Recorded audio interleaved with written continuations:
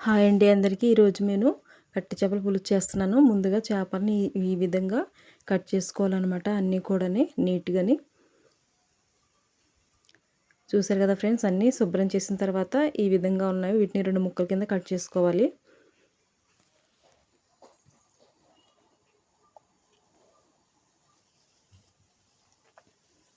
ఇప్పుడు 2 ఉల్లిపాయలు, 4 పచ్చిమిర్చి, 4 బెండకాయలు, 4 వంకాయలు కూడా కట్ చేసుకొని పక్కన పెట్టుకోవాలి. పులుసు కోసం మనకి కొంచెం చింతపండు తీసుకొని వాటర్లో నానబెట్టుకోవాలి. ఇప్పుడు స్టవ్ ఆన్ చేసుకొని ఒక గిన్నె పెట్టుకొని అందులో ఆయిల్ వేసుకొని వేడి చేసుకోవాలి. మనకి ఆయిల్ వేడైంది కదా,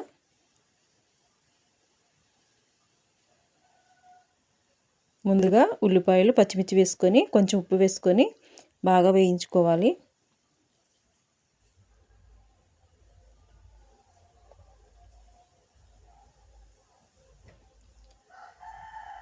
ఇవి బాగా వేగిపోయాయి కదా, ఇందులో కొంచెం అల్లం వెల్లిపాయ పేస్ట్ కూడా వేస్తున్నాను. ఇది ఒకసారి బాగా కలుపుకుందాం.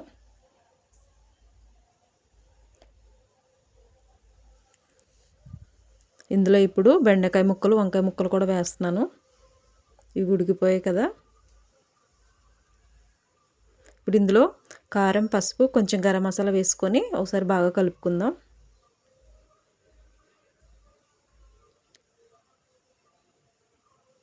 ఇప్పుడు ఇందులో చేప ముక్కలు కూడా వేసుకొని ఒకసారి బాగా కలిపేసుకోవాలి. ముందుగా మనం రెడీ చేసి పెట్టుకున్న చింతపండు పులుసు ఉంది కదా, అది కూడా వేసుకొని కొంచెం వాటర్ కూడా యాడ్ చేసుకోవాలి ముక్కలన్నీ మునిగేలాగా.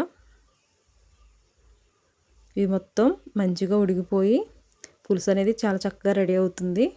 నా వీడియో మీకు నచ్చినట్లయితే చిన్న లైక్ చేయండి. నా ఛానల్ని సబ్స్క్రైబ్ చేయండి. Thank you for watching.